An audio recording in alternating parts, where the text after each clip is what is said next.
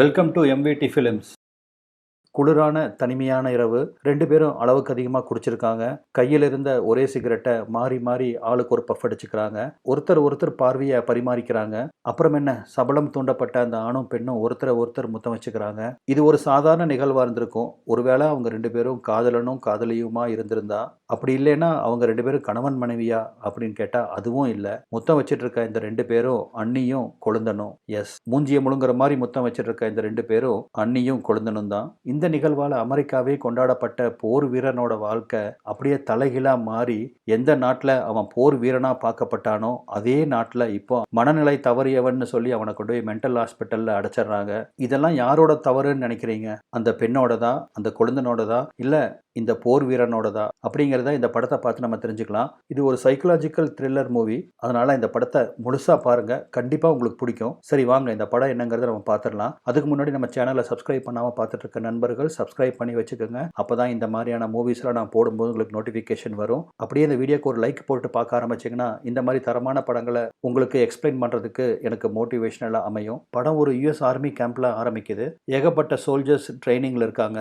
இந்த சமயத்தில் தான் தலிபானுக்கும் அமெரிக்காவுக்கும் ஆப்கானிஸ்தானில் போர் நடந்துட்டு இருக்கு. அந்த போரில் உடனடியாக கலந்துக்கணும் அப்படின்னு சாம்க்கு ஒரு இன்ஸ்ட்ரக்ஷன் வருது.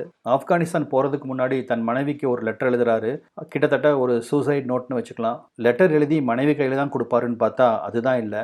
அந்த லெட்டரை தன்னோட ஃப்ரெண்டு கையில் கொடுத்து, நான் போர்லேருந்து திரும்பி வரலைன்னா இந்த லெட்டரை மறக்காம என் மனைவி கிட்ட கொடுத்துரு அப்படின்னு அந்த லெட்டரை அவர்கிட்ட கொடுக்குறாரு. நம்ம ஹீரோ சாம் ஒரு மாடல் ஃபேமிலி மேன். 2 பொண்ணுகளுக்கு அப்பா. முதல் பொண்ணு பேரு மேகி, 2வது பொண்ணு இசபெல். அவரோட மனைவி பேரு கிரேஸ். சாமுக்கு குடும்பம் தான் உலகமே. ஆனா இவரோட தம்பி டாமி பாத்தீங்கன்னா சாமுக்கு கம்ப்ளீட் ஆப்போசிட். அண்ணன் நாட்டுக்காக போர்ல போய் கலந்துக்கிறான். ஆனா இந்த தம்பி ஒரு வங்கி கொள்ளையில ஈடுபட்டு அதுக்காக கைது செய்யப்பட்டு இன்னைக்கு தான் அவனை ரிலீஸ் பண்றாங்க. அவனை வீட்டுக்கு கூட்டிட்டு போறதுக்காக சாமும் வந்திருக்காரு.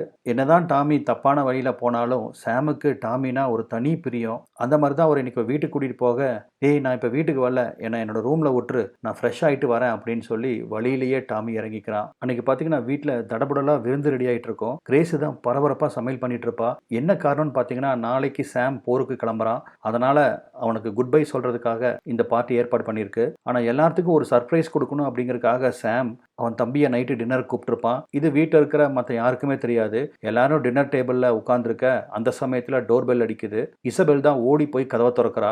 சித்தப்பா நீங்களா, நீங்க வந்திருக்கீங்கன்னு தெரிஞ்சா எங்க அம்மாக்கு சுத்தமா பிடிக்காது அப்படின்னு அது மனசுல பட்டதை குழந்தை பாருங்க சொல்லிருச்சு. இதை கேட்டு டாமுக்கு ஒரு மாதிரியா இருக்கு. இங்கதான் ஒரு விஷயத்த சொல்லணும். காலேஜ் டேஸ்ல சாமும் டாமியும் கிரேஸை விரும்பியிருப்பாங்க. ஆனா கிரேஸுக்கு டாமியை சுத்தமும் பிடிக்காது.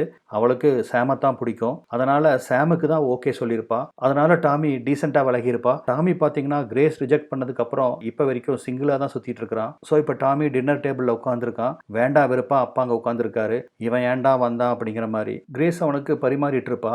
அப்பதான் அவனுக்கு நிறைய சாப்பாடு வையுமா, இத்தனை நாள் ஜெயில் சாப்பாடு சாப்பிட்டுருக்கான், இன்னைக்கு நல்லா சாப்பிட்டோம் அப்படின்னு அவனை கேவலமா பேசுவாரு. இதை கேட்டு கடுப்பான டாமி அவங்க அப்பா முறைக்கவும், என்னடா முறைக்கிற, உங்க அண்ணனை பாரு நல்லா படிச்சு ஒரு போர் வீரனா உயர்ந்து நிக்கிறான், ஆனா நீ சட்டத்துக்கு புறம்பான காரியங்களை பண்ணி ஜெயிலுக்கு போயிட்டு வந்திருக்க அப்படின்னு அவனை ரொம்ப குத்தி காமிக்க, இதனால டாமிக்கு செம கடுப்பாயிருது. டேபிளை ஓங்கி குத்துறான். எப்படியோ ஒரு வழியா அந்த விருந்து முடியுது. சாமுக்கு அப்பா தம்பியை இப்படி பேசினது கொஞ்சம் கூட பிடிக்கல. ரூமுக்கு கிளம்புன தம்பி கிட்ட பார்த்து போயிட்டு வாடா அப்படின்னு ரொம்ப பாசமா சொல்றாரு. நீயும் பார்த்து போயிட்டு வானா அப்படின்னு சொல்லிட்டு அவன் அங்கிருந்து கிளம்பி போயிடுறான். அதே சமயம் அவனுக்கு நைட்டு கணவனும் மனைவியும் அந்நியோனியமா இருப்பாங்க. அந்த சமயத்துல தான் சாம் அவர் கையில போட்டிருந்த மேரேஜ் ரிங்கை கழட்டி கிரேஸ் கையில கொடுப்பாரு. அதை சாமோட ஞாபகார்த்தமா அவ விரல்ல போட்டுக்குவா. இந்த சீன்ல பாத்தீங்கன்னா சாம் ஆப்கானிஸ்தான் வந்தாச்சு. அவனும் அவனோட கொலீக் சிலரும் ஒரு ஹெலிகாப்டர்ல ஒரு குறிப்பிட்ட இடத்துக்கு போகணும்னு சொல்லி போயிட்டு இருக்காங்க. ஒரு மலைப்பக்கமா போயிட்டு இருக்கும்போது பாத்தீங்கன்னா திடீர்னு எங்கிருந்தோ வந்த ஒரு ஏவுகணை அந்த ஹெலிகாப்டர் தாக்குது. அந்த தாக்குதல்ல ஹெலிகாப்டர் சுக்கு நூறா நொறுங்கி அந்த ஹெலிகாப்டர்ல வந்த அத்தனை பேரும் செத்து போயிடுறாங்க, சாம் உள்பட. இங்க அமெரிக்கால பாத்தீங்கன்னா கிரேஸ் குளிச்சுட்டு இருப்பா. கணவன் கையில போட்டுட்டு போயிருந்த அந்த வெட்டிங் ரிங்கை பார்த்துட்டு பழைய நினைவுகள்ல மூழ்கி இருப்பா. அந்த சமயத்துல தான் யாரோ பெல் அடிக்கிறாங்க. இந்த தடவையும் இசபெல் தான் ஓடி போய் கதவை திறக்கிறா. பார்த்தா 2 ஆர்மி ஆபீசர்ஸ் அங்க வந்திருக்காங்க. அடிச்சு புடிச்சு ட்ரெஸ்ஸை மாட்டிட்டு கிரேஸ் கீழே வரா. படிக்கட்டுல இறங்கி வர கிரேஸை பார்த்த உடனே வந்திருந்த அந்த 2 ஆர்மி ஆபீசர்ஸும் அவங்க தொப்பியை கழட்டுறாங்க. இது கிரேஸுக்கு பகீருங்குது. சாம் இருந்த அந்த செய்தியை வந்திருந்தவங்க சொல்லவும் கிரேஸ் அப்படியே நொறுங்கி போயிடுறா. கதறி கதறி அழுக ஆரம்பிக்கிறா. அவளால கணவன் இறந்த துக்கத்தை தாங்கிக்கவே தாங்கிக்கவே முடியல. பழைய வீடியோஸ் எல்லாம் போட்டு பார்த்து தேம்பி அழுக ஆரம்பிக்கிறா. கணவனோட ஃபோனுக்கு திரும்ப திரும்ப ஃபோன் பண்ணிட்டே இருக்கிறா. கணவன் இறந்துட்டான் அப்படிங்கிற அந்த ரியாலிட்டி அவளுக்கு புரிஞ்சாலும், ஒருவேளை திடீர்னு அவன் எடுத்து பேசுவானோ அப்படிங்கிற ஆதங்கத்துல தான் திரும்ப திரும்ப அவன் நம்பருக்கு டயல் பண்ணிட்டே இருக்கிறா. இறந்த கணவரோட ஃபியூனரல் நாளைக்கு நடக்க போகுது. ஆனா 2 குழந்தைகளும் நாங்க அந்த கருப்பு ட்ரெஸ் எல்லாம் போட மாட்டோம் அப்படின்னு அடம் புடிச்சிட்டு இருக்குதுங்க. இந்த மாதிரி மேலை நாடுகள்ல கருப்பு ட்ரெஸ் போடுறது வழக்கம். அன்னைக்கு நைட்டு பார்த்தீங்கன்னா, டாமி வீட்டுக்கு வரான். பயங்கரமா குடிச்சு நிலையே இல்லாம தடுமாறிட்டு வர்றான். "ஏன் நீ என்கிட்ட இந்த விஷயத்த சொல்லல? நான் அப்பவே சொன்னேன் இந்த போருக்கு போ வேண்டாம் அப்படின்னு. என் பேச்சை யாரு கேட்டீங்க?" அப்படின்னு சொல்லி அவன் கதறி கதறி அழுக ஆரம்பிக்கிறான். அப்ப அங்க வந்த அவனோட அம்மா, அதாவது ஸ்டெப் மதர், அவனை சமாதானப்படுத்தி வீட்டுக்குள்ள கூப்பிட்டு வராங்க. அப்பா பையன் போனதை நினைச்சு அப்படியே உடைஞ்சு போய் உட்கார்ந்துருக்காரு. மறுநாள் சாமோட இறுதி காரியத்துக்கு ஆர்மியிலிருந்து பல பேர் வந்திருப்பாங்க. வந்தவங்கெல்லாம் கிரேஸுக்கும் அவங்க ஃபேமிலிக்கும் துக்கத்தை தெரிவிச்சிட்டு இருக்காங்க.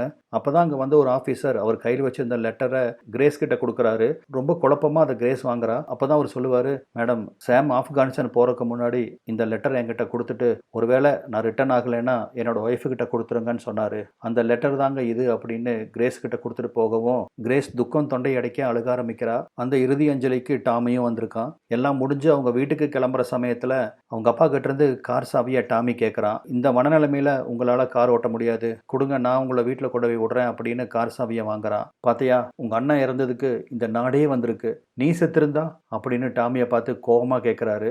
"சுடுகாட்டில் தாண்டா ஒரு மனுஷன் எப்படி வாழ்ந்திருக்கான் அப்படின்னு தெரிஞ்சுக்க முடியும். இந்த கூட்டம் தாண்டா அதுக்கு சாட்சி" அப்படின்னு ரொம்ப வெறுப்பா அவர் சொல்லிட்டு இருக்காரு. அவர் சொல்றதெல்லாம் உண்மைதானே. இருந்தாலும் ஒரு கட்டத்தில் அவன் திருப்பி பேச ஆரம்பிக்கிறான். ஆனா அதுக்குள்ள அங்க வந்த அவனோட ஸ்டெப் மதர் அவங்க அப்பாவை சமாதானப்படுத்தி அவங்களுக்குள்ள ஏற்படவிருந்த சண்டையை தடுக்கிறாங்க. அன்னைக்கு நைட் அந்த லெட்டரவே திரும்ப திரும்ப கிரேஸ் பார்த்து அழுதுட்டு இருப்பா. அந்த லெட்டரை படிக்கணும் அப்படின்னு அவளுக்கு தோணுது.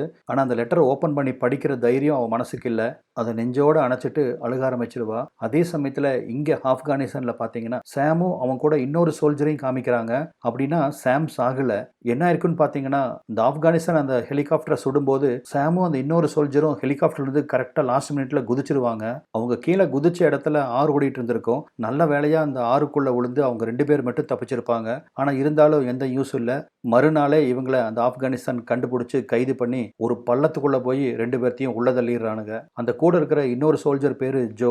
அவரும் சாமோட பேட்ச்மேட் தான். அப்பதான் ஜோ கவனிக்கிறான், மேல இருந்த சோல்ஜர்ஸ் எல்லாம் இவங்க பர்சில் இருக்கிற ஃபேமிலி போட்டோஸ் எல்லாம் எடுத்து பார்த்துட்டு இருக்கானுங்க. உடனே ஜோ கிட்ட, "இதோ பார், நம்ம ஃபேமிலியை பத்தி கேட்டாங்கன்னா எந்த டீட்டெயில்ஸும் கொடுத்துறாத. உனக்கு அந்த ஃபேமிலி தான் வீக்னஸ் அப்படின்னு அவனுக்கு கண்டுபிடிச்சானுங்கன்னா அதை வச்சு நம்ம டார்ச்சர் பண்ணுவானுங்க" அப்படின்னு அவனுக்கு அறிவுரை சொல்லிட்டு இருக்காரு. அதுக்கு அந்த ஜோவும், "நம்ம ரொம்ப நாள் இந்த குழிக்குள்ள இருக்க வேண்டியது இருக்காது. மேலே பாரு, ஒரு சாதாரண பலகையை போட்டு தான் மூடி இருக்கானுங்க. இதை 2 தட்டு தட்டுனா உடஞ்சிரும். நம்ம ஈஸியா எஸ்கேப் ஆயிடலாம்" அப்படின்னு அந்த பலகையை தட்டவும் மேல இருந்து ஒரு கன்னு உள்ள வருது. "மண்ட பத்திரம் செதறிரும்" அப்படின்னு ஒரு குரல் அவங்கள மிரட்டுது. இங்க அமெரிக்கால நைட்டு 3 மணி. நல்லா தூங்கிட்டு இருந்த கிரேஸ் போன் அடிக்கிற சத்தத்தை கேட்டு விருக்குன்னு முழிக்கிறா. அட்டன் பண்ணா டாமி தான் போன் பண்றான். ஏதோ ஒரு பார்ல இருந்து அவன் கூப்பிடுறான். "அண்ணி, நான் இந்த மாதிரி ஒரு பார்ல மாட்டிட்டேன். $50 பத்தாம போயிடுச்சு. அதனால என்ன பார்ல இருந்து விட மாட்டேங்கிறானுங்க. ப்ளீஸ் எனக்கு ஒரு $50 கொடுத்து என்னை எப்படியாவது மீட்டுட்டு போங்க" அப்படின்னு அவன் கெஞ்சவும் வேற வழி இல்லாம கிரேஸும் தூங்கிட்டு இருக்க 2 குழந்தைகளையும் கார்ல போட்டுட்டு அங்க வர்றா. வந்தா இங்க நிலைமைய புரிஞ்சுக்காம தண்ணி மப்ல அந்த பார் ஓனர் கூட சண்டை பிடிச்சிட்டு இருக்கான். அப்பதான் இவளும் கத்தரா.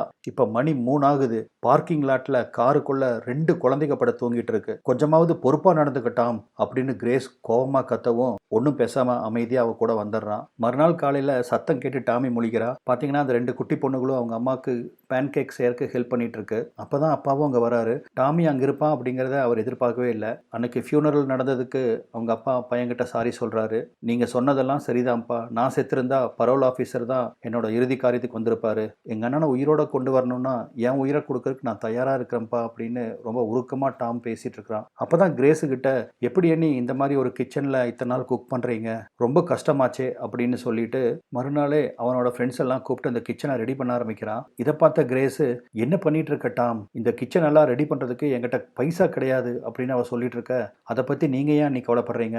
நாங்க இதை பார்த்துக்கிறோம்." அந்த கிச்சனை ரெனோவேட் பண்றதுல ரொம்ப பிஸியா இருக்கிறான். கூடவே சாமோட 2 பொண்ணுகளும் அவனுக்கு ரொம்ப ஹெல்ப்ஃபுல்லா இருக்காங்க. இதையெல்லாம் பார்த்த கிரேஸுக்கு கொஞ்சம் சந்தோஷமா தான் இருக்கு. அந்த சமயத்துல அந்த குட்டி பொண்ணு பெயிண்ட் அடிச்சிட்டு இருக்கும்போது கைப்பட்டு டாமியோட ஃப்ரெண்டோட ட்ரெஸ்ஸை நாஸ்தி பண்ணவும், "அண்ணி, அண்ணனோட பழைய ட்ரெஸ் எதா இருந்தா குடுங்க அப்படின்னு டாமி கிரேஸ பார்த்து கேட்கவும், கிரேஸும் சாமோட பீரோவ ஓப்பன் பண்றா. பார்த்தீங்கன்னா, அந்த பீரோல சாம் அவன் ட்ரெஸ்ஸ எல்லாம் அப்படியே நீட்டா அடுக்கி வச்சிருக்கான். இத பார்த்ததும் கிரேஸுக்கு அழுக குமறிட்டு வருது. தன்னோட கணவன நெனச்சு ஓன்னு அழுக ஆரம்பிக்கிறா. அண்ணி இன்னும் அண்ணன நெனச்சு கஷ்டப்படுறத பார்த்து டாமிக்கு ரொம்ப வருத்தமா தான் இருக்கு. நாட்கள் வேகமா நகர ஆரம்பிக்குது.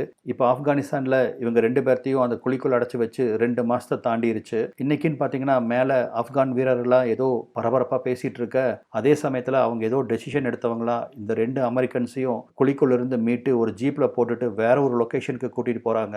அங்க பார்த்தீங்கன்னா, இவங்க கண்ணு முன்னாடியே ஒரு ஆப்கானிஸ்தான கூட்டிட்டு வந்து மண்டி போட வைக்கிறானுங்க.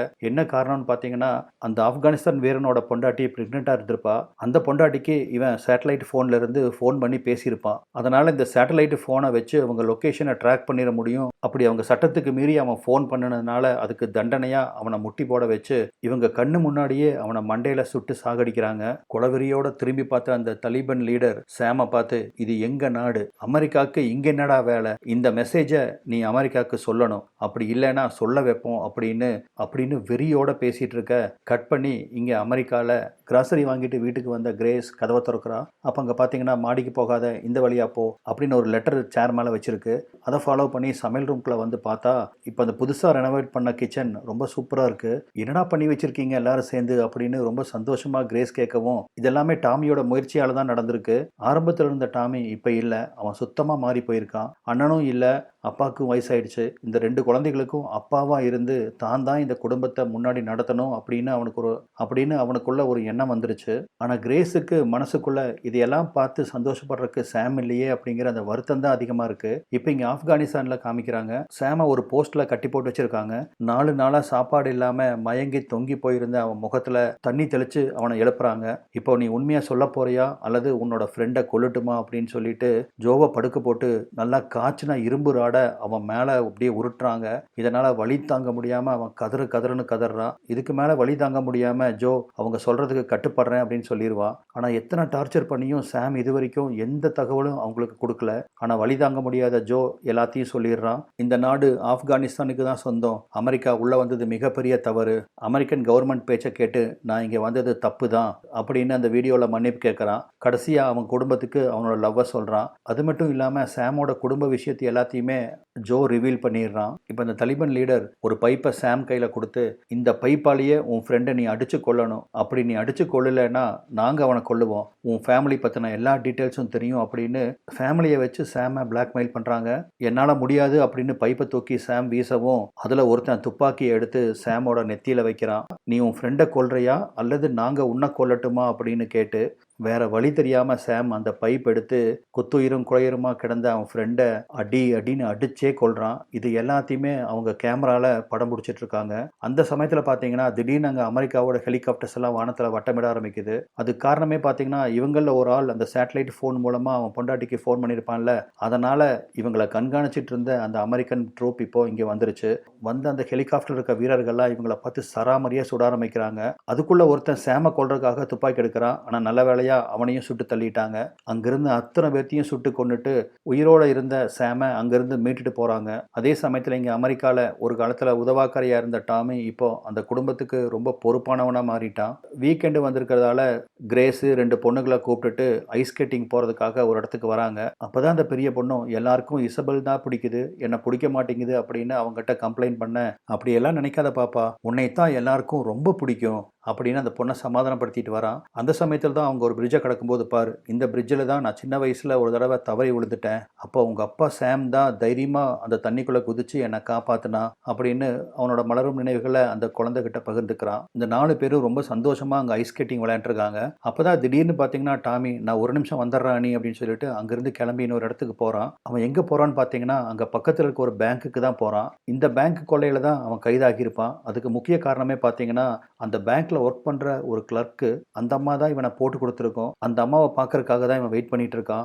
என்ன பண்ண போறானோ அப்படின்னு அவன் நினைக்கும் போது பேங்க் ஹவர்ஸ் முடிஞ்சு வெளியே வந்து அந்த அம்மா கிட்ட போய் நன்றி சொல்றான். நீங்க என்னை பிடிச்சி கொடுக்காம இருந்திருந்தா நான் இன்னும் திருடனா தான் சுத்திட்டு இருந்திருப்பேன், நான் ஒரு பொறுப்பான மனுஷனா மாறினதுக்கு நீங்க தான் காரணம் அப்படின்னு அவங்களுக்கு நன்றி சொல்றதுக்கு வந்திருக்கான். அப்பதான் அந்த அம்மாவும் நீ ரிலீஸ் ஆயிட்ட அப்படின்னு தெரிஞ்சதுக்கு அப்புறமா நான் 3 நாளா தூங்கவே இல்லை, நீ எப்ப என்னை வந்து கொல்லுவியோ அப்படின்னு பயந்துட்டே இருந்தேன் அப்படின்னு அவங்க சொல்றாங்க. அன்னைக்கு நைட்டு குழந்தைகளாம் எல்லாம் தூங்கி போயிருக்க கிரேஸும் டாமியும் தனியாக உட்காந்து பேசிட்டு இருக்காங்க.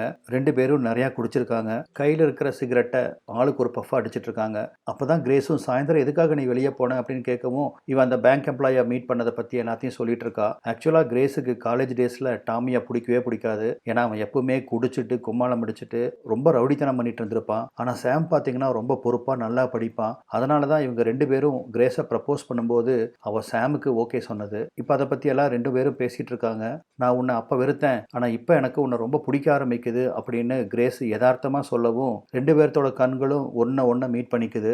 திடீர்னு பார்த்தீங்கன்னா அவங்களுக்குள்ள ஏதோ ஒரு கெமிஸ்ட்ரி ஒர்க் அவுட் ஆயிருது. சட்டுன்னு 2 பேரும் ரொம்ப ஒரு ஆழமான முத்தத்தை பகிர்ந்துக்கிறாங்க. ஆனால் திடீர்னு கிரேஸுக்கு மண்டைக்குள்ள நம்ம தப்பு பண்ணுறோம் அப்படின்னு உரைக்க சட்டுன்னு அவனை தள்ளி விட்டுட்டு அங்கிருந்து எந்திரிச்சு பெட்ரூம்குள்ளே ஓடி வந்தவ தப்பு பண்ணிட்டமே அப்படின்னு பொத்துன்னு பெட்டில் விழுகிறா. சாமோட லெட்டர் எடுத்து படிக்கலாம் அப்படின்னு திரும்பவும் அந்த லெட்டர் எடுக்கிறா. ஆனால் அவளால் இப்போவும் அந்த லெட்டரை படிக்க முடியல. மறுநாள் காலையில் டாமி திரும்பவும் வீட்டுக்கு வரான். சில டெக்கரேஷன் லைட் எல்லாம் மாட்டணும் அப்படிங்கிற காரணத்தை வச்சுட்டு வீட்டுக்கு வரான். அவனை நிமிர்ந்தும் கூட பார்க்க முடியாமல் கிரேஸ் தலையை குனிஞ்சுக்கிறான். டாமிக்கும் அதே நினப்பு தான். ஹே டாம், நேற்று ஏதோ தப்பு நடந்து போச்சு. இதை அட்வான்டேஜாக எடுத்துட்டு என்கிட்ட நீ இனிமேல் தப்பாக நடந்துக்க கூடாது. எனக்கு அதில் சுத்தமாக உடன்பாடு இல்லை அப்படின்னு கிரேஸ் அவங்ககிட்ட சொல்ல புரியுதண்ணி அப்படின்னு டாமும் தலையை குனிஞ்சுக்கிறான். அங்கே நடந்த அந்த கலவரத்தில் கொஞ்ச நேரத்துக்கு முன்னாடி சாம் ஜோவை அடித்தது எல்லாத்தையுமே அவங்க ரெக்கார்ட் பண்ணிட்டு இருந்திருப்பாங்க. நல்ல வேளையாக அந்த அமெரிக்க தாக்குதலில் அந்த கேமராவும் எரிஞ்சு போயிடுது. ஸோ சாம் ஜோவை கொண்ட அந்த தடயம் இப்போ உலகத்துக்கு தெரியாமல் அழிஞ்சு போகுது. அன்னைக்கு காலையில் குழந்தைய கூட டாமி விளையாண்டு இருக்கிறத ஜன்னல் வழியாக கிரேஸ் பார்த்து ரசிச்சிட்டு இருக்கா. அந்த சமயத்தில் தான் ஃபோன் அடிக்குது. ஓடி போய் ஃபோன் எடுக்கிறா. அந்த ஃபோனில் பேசினவங்க சாம் உயிரோடு இருக்கிறத பற்றி தெரிவிக்கிறாங்க. இதை கேட்ட கிரேஸுக்கு சந்தோஷம் தாங்க முடியல. கடவுளுக்கு நன்றி சொல்லிட்டு ஃபேமிலியாக போய் சாமை வரவேற்கிறதுக்காக ஏர்போர்ட்டில் வெயிட் பண்ணிட்டு இருக்காங்க. சாமும் வர்றான். ஓடி வந்து அவனை கிரேஸு கட்டி பிடிச்சிக்கிறான். வீட்டுக்கு வந்த சாம் கிட்ட 2 பொண்ணுகளும் அந்த கிச்சனை சுற்றி காமிக்குதுங்க. எல்லாமே சித்தப்பா பண்ணுனது அப்படின்னு சித்தப்பாவை பற்றி ரொம்ப பெருமையாக பேசுதுங்க 2 பொண்ணுகளும். 3 பேர்த்தையும் சந்தோஷத்தில் கட்டி பிடிச்சிட்டு பெட்டில் படுத்துக்கிறாப்புல சாம். பாத்ரூமில் இருக்க சாமை ரொம்ப ஆசையாக வந்து கிரேஸ் கட்டி பிடிக்கிறா. அவனோட காயத்துக்கெல்லாம் அவன் முத்தம் வைக்கவும் சாம் கிட்ட இருந்து எந்த விதமான ரெஸ்பான்ஸுமே வரல. நான் கொஞ்சம் தனியாக இருக்கணும், ப்ளீஸ் வெளியே போ அப்படிங்கிறான். அவன் நிலைமையை புரிஞ்சுக்கிட்டு கிரேஸும் வெளியே வந்துடுறா. இங்கே ஊரை பொறுத்த வரைக்கும் ஜோ போரில் செத்துட்டான் அப்படின்னு மட்டும்தான் சாம் சொல்லியிருப்பான். அவன் தான் அவனை கொன்னான் அப்படிங்கிற அந்த உண்மையை எல்லாத்துக்கிட்ட மறைச்சிருவான். அதே சமயத்தில் அந்த ஜோவை பற்றிய நியூஸ் பேப்பரில் வந்திருக்கும். நாட்டுக்காக தன் உயிரை கொடுத்துருக்கான் அப்படின்னு அதில் அவனை பற்றி பெருமையாக எழுதியிருப்பாங்க. திரும்பி வந்ததுலேருந்து சாம் கிட்ட ஒரு மாற்றத்தை அவங்க அப்பா பார்க்குறாரு. நானும் உன்ன மாதிரி தான் வியட்நாம் போர்லேருந்து வீட்டுக்கு திரும்பி கொஞ்ச நாள் நான் நானாகவே இல்லை, உனக்கு ஏதாவது உதவி தேவைன்னா சொல்லு, நான் உனக்கு பண்ணுறேன் அப்படின்னு ஆஃபர் பண்ணுறாரு. ஆனால் சாம்க்கு ஜோவை நம்ம கொன்னுட்டோம் அப்படிங்கிற அந்த குற்றணுணர்ச்சி அவரோட மனசை வாட்ட ஆரம்பிக்குது. வெளியும் சொல்ல முடியாமல் மனசுக்குள்ளேயும் வச்சுக்க முடியாமல் ரொம்ப தடுமாறுறாரு. சாம் திரும்பி வந்ததால் அந்த ஃபேமிலி ரொம்ப சந்தோஷமாக இருக்குது. திரும்பவும் அந்த ஐஸ் ஸ்கேட்டிங்கில் போய் எல்லாம் விளையாண்டுருக்காங்க. டாமி கூட சாமோட 2 பொண்ணுகளும் ரொம்ப ஜெல்லாய் விளையாடுறத தூரத்தில் உட்காந்துட்டு இருக்க சாம் வாட்ச் பண்ணிட்டு தான் இருக்காரு. அதே சமயத்தில் கிரேஸுக்கும் டாம் மேலே இன்ட்ரெஸ்ட் இருக்குது அப்படின்னு சாம் உணர ஆரம்பிக்கிறாரு. அப்போ தான் விளையாண்டு முடிச்சுட்டு பக்கத்தில் வந்து உட்கார்ந்த தன்னோட தம்பி கிட்ட, டே உண்மை சொல்லு, உனக்கும் கிரேஸுக்கு நடுவில் என்ன ஓடிட்டு இருக்கு சொல்லு அப்படின்னு கேட்குறாரு. இதை கொஞ்சமும் எதிர்பார்க்காத டாமி அப்படியே ஒரு நிமிஷம் ஷாக் ஆயிடுறான். ஆனால் சாம், உங்கள் 2 பேர்த்த பார்த்தா தான் புருஷன் பொண்டாட்டி மாதிரி இருக்கு. என் குழந்தைகளுக்கு என்னை விட உன்னைத்தான் பிடிச்சிருக்கு. சாமோட மனசுக்குள்ள ஒரு சந்தேக விதை வந்துருச்சு. ஆனால் டாமியோ அதெல்லாம் எதுவுமே நடக்கலை அப்படின்னு அவங்க அண்ணங்கிட்ட அஷ்யூர் பண்ணுறான். ஆனால் சாமுக்கு இவங்களுக்கு நடுவில் ஏதோ நடந்திருக்கு அப்படின்னு 100% மனசு புரியுது. ஆனால் உண்மையில் பார்த்தீங்கன்னா அந்த கிஸ்ஸை தவிர அவங்களுக்குள்ள எதுவுமே நடக்கலை. அன்னைக்கு பார்த்தீங்கன்னா இறந்து போன ஜோவோட பொண்டாட்டி சாமை பார்க்கறதுக்காக அவங்க வீட்டுக்கு வராங்க. அவங்க கையில் பார்த்தீங்கன்னா ஒரு சின்ன குழந்தை, இன்னும் நடக்கக்கூட கற்றுக்காத ஒரு கை குழந்தை. அதை பார்த்த உடனே சாமுக்கு மனசெல்லாம் என்னவோ பண்ணுது. ஜோவோட மனைவியும், என் கணவர் இறந்ததை பார்த்தீங்களா, அவர் எப்படி இறந்தாரு, உங்ககிட்ட ஏதாவது என்னை பற்றி சொன்னாரா அப்படின்னு எல்லாம் விசாரிக்க ஆரம்பிக்கிறாங்க. ஆனால் சாம், அவர் இறந்ததே எனக்கு தெரியாது, அவர் என்கிட்ட எதுவும் பேசவும் இல்லை அப்படின்னு பொய் சொல்லிடுறாரு. அன்னைக்கு நைட்டு பார்த்தீங்கன்னா கிச்சனில் இருந்த சாமுக்கு வெளியே ஏதோ சத்தம் கேட்க உடனடியாக தன் துப்பாக்கி எடுத்து பாக்கெட்டில் வச்சுட்டு வீட்டை சுற்றி வராரு. யாரோ வீட்டுக்கு வந்துட்டாங்க அப்படிங்கிற அந்த பயம். தற்காப்புக்காக தான் அந்த பிஸ்டல் எடுத்து பாக்கெட்டில் வச்சிருப்பாரு. இதெல்லாமே அந்த போருக்கு போயிட்டு வந்ததுக்கப்புறம் அவர்கிட்ட ஏற்பட்ட மாற்றங்கள். மறுநாள் பார்த்தீங்கன்னா ஆர்மியோட ஹெட் குவார்ட்டர்ஸுக்கு வந்து திரும்பவும் ஆப்கானிஸ்தான் போகணும் அப்படின்னு அவரோட ஹையர் அஃபீஷியல்களை பார்த்து கேட்குறாரு. இதை பார்த்து ஹையர் அஃபீஷியலுக்கே கொஞ்சம் ஆச்சரியம். உன் ஃபேமிலி அப்படின்னு கேட்க, அவங்களுக்கு நான் தேவையில்லை, அவங்க ஆல்ரெடி சந்தோஷமாக இருக்காங்க, நான் இப்போ ஆப்கானிஸ்தான் போகணும் அப்படின்னு சொன்னதுவே திருப்பி திருப்பி சாம் சொல்ல ஆரம்பிக்க அந்த மிலிட்ரி ஆஃபீஸருக்கு கொஞ்சம் டவுட் வந்துருச்சு. இப்போ நீ இருக்கிற மென்டல் கண்டிஷனுக்கு உன்னை ஆப்கானிஸ்தான் அனுப்ப முடியாது, எப்போ நீ போகணும் அப்படிங்கிறது நானே சொல்கிறேன் அப்படின்னு சாமை திருப்பி அனுப்பிச்சிடுறாரு. அன்னைக்கு நைட்டு பார்த்தீங்கன்னா டின்னர் டேபிளில் சாம் ஃபேமிலியோட உட்காந்துருக்காரு. ரெண்டும் சின்ன குழந்தைங்க தானே, அப்பாவோட மனநிலைமை புரியாமல் அதுக்கு பாட்டுக்கு ஏதோ கீச் கீச்சுன்னு கத்திட்டு இருக்க, ஏற்கனவே போருக்கு போயிட்டு வந்ததுலேருந்து அவர் மைண்டு ரொம்ப அப்செட்டாக இருக்குது. ஆனால் இந்த குழந்தைக்கு அதை புரிஞ்சுக்காமல் விளையாண்டுட்டு இருக்கவும் அவருக்கு கோவம் வந்துடுது. இதை பார்த்து அந்த குழந்தைகளும் அப்பாவுக்கு ஜோக்கே புரிய மாட்டேங்குது, எப்போ டாமி வருவார் அப்படின்னு கிரேஸ் கிட்ட யதார்த்தமாக கேட்குதுங்க. அவர் வருவார், நீங்கள் பேசாமல் சாப்பிடுங்க அப்படின்னு பொண்ணுக்கிட்ட சொல்லிட்டு புருஷன் பின்னாடி ஓடி வராங்க. சாம் ரொம்ப ரெஸ்ட்லெஸ்ஸாக இருக்கிறத பார்த்து உங்களுக்கு என்ன பிரச்சனை, எதா இருந்தாலும் என்கிட்ட ஷேர் பண்ணுங்க, அப்போ உங்கள் மனசு சரியாயிரும் அப்படின்னு அவனோட மனசுக்குள்ளே என்ன இருக்குது அப்படின்னு தெரியாமல் கிரேஸ் யதார்த்தமாக பேசிகிட்டு இருக்க, டக்குன்னு கிரேஸை நிமிர்ந்து பார்த்த சாமும் என் தம்பிக்கும் உனக்கு நடுவில் என்ன ஓடிட்டு இருக்கு அப்படின்னு கேட்குறாரு. இந்த கேள்வியை கொஞ்சம் கூட கிரேஸ் எதிர்பார்க்கவே இல்லை. ஆனால் கிரேஸ் எவ்வளோ நல்லவங்களா இருந்தால் அன்னைக்கு என்ன நடந்துச்சோ அதை அப்படியே சொல்லிடுறாங்க. அந்த ஒரு ஹீட் ஆஃப் த மொமெண்ட்டில் நாங்கள் 2 பேரும் கிஸ் பண்ணிட்டோம், அதை தவிர எதுவுமே நடக்கலை அப்படின்னு புருஷங்கிட்ட நடந்ததை சொல்கிறாங்க. ஆனால் சாமுக்கு அதில் நம்பிக்கை வரல. பதில் எதுவும் சொல்லாமல் அங்கேருந்து எந்திரிச்சு ஜோவோட கல்லறைக்கு வராரு. அதுவும் எப்போ, நடுராத்திரியில். நைட்டு ஃபுல்லாக ஜோவோட கல்லறையிலேயே படுத்து எந்திரிச்சு காலையில் வீட்டுக்கு வரும்போது 2 பொண்ணுகளும் வாசலில் விளையாண்டுட்டு இருக்குது. சாமை பார்த்தோன்னே அப்படியே அந்த பொண்ணுக்கு 2 பின்வாங்க ஆரம்பிக்குது. கனிவாக பக்கத்தில் வந்த சாம் இனி எல்லாமே சரியாயிரும், நம்ம சந்தோஷமாக எல்லாரும் வாழ ஆரம்பிக்கலாம் அப்படின்னு அந்த பொண்ணுகளை ஆற தழுவிக்கிறாரு. அன்னைக்கு மேகியோட பர்த்டே, அதை செலிப்ரேட் பண்ணுறதுக்காக சாமோட அப்பா வீட்டுக்கு எல்லாரும் வந்திருக்காங்க. கொஞ்ச நேரத்தில் டாமியும் வரான். பார்த்தா கூடவே ஒரு பொண்ணையும் கூட்டு வந்திருக்கான். இது என்னோட கேர்ள் ஃப்ரெண்டு, நாங்கள் 2 வருஷமாக லவ் பண்ணிட்டு இருக்கோம் அப்படின்னு அறிமுகப்படுத்துகிறான். ஆனால் ஆக்சுவலாக பார்த்தீங்கன்னா அந்த பொண்ணை அரை மணி நேரத்துக்கு முன்னாடி தான் அவனுக்கே தெரியும். அண்ணனுக்கு தம் மேலே இருக்கிற சந்தேகம் தீரணும் அப்படிங்கிறதுக்காக அவன் இந்த மாதிரி பொய் சொல்லியிருப்பான். வந்து உட்கார்ந்த டாமியோட புது கேர்ள் ஃப்ரெண்டோ தேவையில்லாமல் எதேதோ பேசிகிட்டு இருக்கு. அதுவும் குறிப்பாக போரை பற்றி தப்பாக பேசுது. மனுஷனை கொல்றதுல என்ன பெருமை அப்படிங்கிற மாதிரி பேசவும் இதை கேட்டு சாமுக்கு பயங்கர கோபம் வருது. இருந்தாலும் விருந்தாளி ஆச்சு அப்படின்னு பல்ல கடிச்சிட்டு அவர் உட்கார்ந்துருக்காரு. இந்த சமயத்தில் பார்த்தீங்கன்னா சாமோட 2 பொண்ணுகளும் சண்டை போட்டுக்குதுங்க. எல்லாருக்கும் இசபெல் தான் பிடிக்கும், என்னை பிடிக்காது அப்படின்னு மேகி கம்ப்ளைண்ட் பண்ணுறா. அவளோட பர்த்டே தான் கொண்டாடுறீங்க, என்னோட பர்த்டேவை கொண்டாடுறதில்ல அப்படின்னு அவள் ப்ளேம் பண்ணிட்டு இருக்க, அதுக்கு என்ன உன் பர்த்டேவும் நல்லா கொண்டாடலாமா அப்படின்னு சாம் சொல்கிறாரு. என் பர்த்டே வரும்போது தான் நீங்கள் போரில் இருந்தீங்களே, அப்புறம் எப்படி சந்தோஷமாக கொண்டாட முடியும் அப்படின்னு அது திருப்பி கேட்குது. அந்த பலூனை எடுத்து அதை கையில் தேய்ச்சி ஒரு மாதிரி சத்தம் உண்டாக்குது. சாம் ஏற்கனவே ரொம்ப ப்ரெஷரோடு உட்காந்துருக்காரு. இதில் தேவையில்லாமல் இந்த குழந்தைகளும் அவரை ரொம்ப டென்ஷன் ஏற்ற கோவத்தில் பட்டார்னு அந்த குழந்தை கையில் இருந்த பலூனை அடித்து உடச்சிட்றாரு. இதில் பயந்து போன அந்த குழந்தை அவங்க அப்பாவை பார்த்து கத்த ஆரம்பிக்குது. நீ ஏன் திரும்பி வந்த, அப்படியே செத்து போயிருக்க வேண்டியதானே, எங்கள் அம்மா டாமி கூட சந்தோஷமாக இருந்திருப்பாங்க, நீ வந்தனால தான் எங்கள் அம்மாவோட சந்தோஷமே போயிருச்சு அப்படின்னு அவங்க அப்பாவை பார்த்து அது கத்தவும் சாம் ஒரு நிமிஷம் அப்படியே உறைஞ்சு போய் உட்காந்துடுறாரு. நடக்காததையெல்லாம் பொண்ணு சொல்கிறத கேட்டு கிரேஸுக்கு என்ன பண்ணுறதுனே தெரியல. அப்படியே அந்த சிச்சுவேஷனை சமாளிக்க முடியாமல் அமைதியாக உட்காந்துடுறா. நைட்டு வீட்டுக்கு திரும்பும்போது யார் கூடவும் எதுவும் பேசிக்கல, மௌனமாக வராங்க. குழந்தைய பெட்டில் படுக்க வைக்கும்போது தான் அந்த குழந்தை அவங்க அம்மா கிட்ட மன்னிப்பு கேட்குது. என்னை மன்னிச்சிருமா, எனக்கு இந்த அப்பாவை பிடிக்கல, டாமி தான் பிடிச்சிருக்கு, நான் பேசினது உண்மை இல்லைன்னு தெரியும், ஆனாலும் அது நடக்கணும் அப்படின்னு ஆசைப்படுறேன் அப்படின்னு சொல்லுது. பதில் எதுவும் சொல்லாமல் கிரேஸ் அந்த குழந்தைய படுக்க வைக்கிறா. ஆல்ரெடி அந்த வாரோட டிப்ரெஷன்ல இருந்து இன்னும் மீளாத சாம் கோபத்தில் அந்த சோஃபாவில் உட்காந்துருப்பாரு. கிரேஸும் அவர்கிட்ட இதோ பாருங்க சாம், குழந்தைங்க பேசுறதெல்லாம் பெருசாக எடுத்துக்காதீங்க அப்படின்னு சொல்லவும் அவருக்கு இன்னும் டென்ஷன் ஆயிரும். கையில் இருக்கிற ஒரு ஸ்டிக் எடுத்து அந்த சமையல் ரூமில் கிடைச்சது எல்லாத்தையும் உடைக்க ஆரம்பிக்கிறாரு. இன்னைக்கு பார்த்தியாடி அந்த குழந்தைக்கு என்ன சொல்லுதுன்னு, அப்படின்னா நீயும் என் தம்பியும் கண்டிப்பாக ஒன்றா படுத்திருக்கீங்க, சொல்லுடின்னு சொல்லி பைத்தியக்காரனாட்டா கத்திக்கிட்டே தன்னோட கையால் மண்டையை அடிச்சுக்கிறாரு. என்ன சொல்கிறதுன்னு தெரியாமல் அப்படியே அதிர்ச்சியில் உறைஞ்சு போய் கிரேஸ் அங்கே நின்றுட்டு இருக்கா.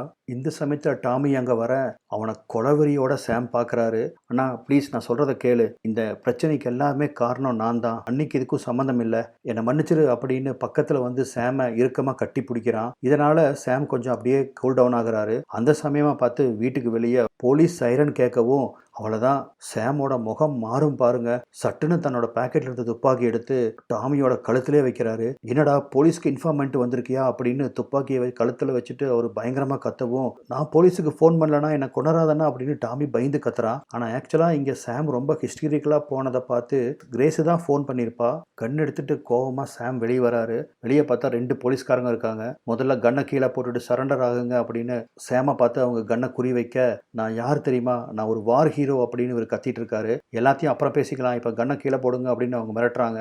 அப்போ தன்னோட தம்பியை திரும்பி பார்த்த சாம், என்னால் முடியலடா, என் வாழ்க்கையை நான் முடிச்சுக்கிறேன் அப்படின்னு கன் எடுத்து சாம் அவரோட தலையிலேயே வைக்க, அப்போ கிரேஸ் கத்துன கத்துல அந்த கன்னை கீழே போட்டுடுறாரு. அவ்வளோதான், சாமை போலீஸ் அரெஸ்ட் பண்ணி கூட்டிட்டு போயிடுறாங்க. பயந்து போன குழந்தைகளை இருக்க கட்டி பிடிச்சிட்டு அந்த குழந்தைகளை தூங்க வைக்கிறா. அந்த சமயத்தில் தான் சாம் எழுதின லெட்டர் கிரேஸுக்கு ஞாபகம் வருது. அதை எடுத்து ஓப்பன் பண்ணி படிக்க ஆரம்பிக்கிறா. அதில் சாம் அவன் மனசையெல்லாம் கொட்டி எப்படி அவன் மனைவியும் குழந்தைகளையும் அவன் நேசிக்கிறான் அப்படிங்கிறத விலாவரியாக எழுதியிருக்கிறான். இந்த லெட்டரை நீ படிக்கிறேன்னா நான் கண்டிப்பாக திரும்பி வந்திருக்க மாட்டேன், நான் எவ்வளோ ஜென்மம் எடுத்தாலும் நீங்கள் எனக்கு வேணும் அப்படின்னு அதில் அவர் குறிப்பிட்டிருக்காரு. இதெல்லாம் படித்த கிரேஸ் கதறி அழுக ஆரம்பிக்கிறா. அப்போ தான் டாமிக்கு ஒரு ஃபோன் வருது. கால் பண்ணுறது யாருன்னு பார்த்தீங்கன்னா சாம் தான். ஆக்சுவலாக சாம் போலீஸ் அரெஸ்ட் பண்ணிட்டு அவர் ஒரு சைக்கியாட்ரிக் சென்டரில் போய் கவுன்சிலிங் அனுப்பிச்சிருப்பாங்க. அமெரிக்கா மாதிரி நாடுகளில் இந்த மாதிரியான ஒரு கவுன்சிலிங் சென்டர்ஸ் நிறையா இருக்கும். போருக்கு போயிட்டு வரவங்க எல்லாமே கண்டிப்பாக இந்த கவுன்சிலிங்க்கு போகணும். அதன் மூலமாக போரால் அவங்க மனசில் ஏற்பட்ட பாதிப்பு நீங்கும். அந்த மாதிரி ஒரு சென்டரில் இருந்து தான் இப்போது சாம் டாமிக்கு ஃபோன் பண்ணியிருக்காரு.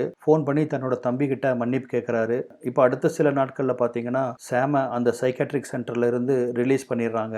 குழந்தைகளை டாமி கிட்ட ஒப்படைச்சிட்டு கிரேஸ் மட்டும் வரா. கிரேஸை பார்த்த உடனே சாம் கண்ணீர் விட்டு அழுக ஆரம்பிக்கிறாரு. அப்பதான் கிரேஸும் சொல்றா, இங்க பார், 16 வயசுல இருந்து நான் உன்னை காதலிச்சிட்டு இருக்கேன். என் மனசுல உன்னை தவிர வேற யாருக்கும் இடம் இல்லை. ஏன் இந்த மாதிரி உன்னை நீயே வருத்திக்கிற? அங்க ஆப்கானிஸ்தான்ல உனக்கு என்ன நடந்துச்சு அப்படிங்கிறத என்கிட்ட நீ சொன்னா மட்டும்தான் உனக்கு ரிலீஃப் கிடைக்கும். ப்ளீஸ் சொல்லு அப்படின்னு அவர் ரொம்ப கெஞ்சி கேட்கவும், ஜோவை நான் கொன்னுட்டேன், என்னோட இந்த பிரச்சனைக்கெல்லாம் அதுதான் காரணம், என்னால் அதை தாங்கிக்க முடியல அப்படின்னு சொல்லும்போது அவன் கண்ணில் கண்ணீர் உருண்டோடுது. நான் செஞ்ச இந்த தப்பை மன்னிச்சு என்னை ஏற்றுக்குவியா அப்படின்னு பரிதாபமாக கேட்குற சாமவே கண்களில் கண்ணீரோட கிரேஸ் பார்க்குறா. அவனை கட்டி அணைச்சு, நீ வேணுன்ட்டு எதுவும் பண்ணல, போரில் இதெல்லாம் நடக்கிறது தான், உனக்கு நான் இருக்கேன் அப்படின்னு அவனுக்கு ஆறுதல் சொல்கிறா. அப்படியே 2 பேரும் அந்த பெஞ்சில் உட்காந்துக்கிறாங்க. சாம் மனசுக்குள்ள இனிமேல் பழையபடி நம்ம நல்லா வாழ முடியுமா அப்படின்னு இருந்த சந்தேகம் கிரேஸோட வார்த்தைகளால் அது முழுசாக நீங்குது. இதோட இந்த படமும் முடியுது. என்னங்க, உங்களுக்கு இந்த படம் பிடிச்சதா அப்படிங்கிறத கமெண்ட்டில் தெரிவிங்க. நம்ம மீண்டும் வேற ஒரு பதிவில் சந்திக்கலாம். நன்றி.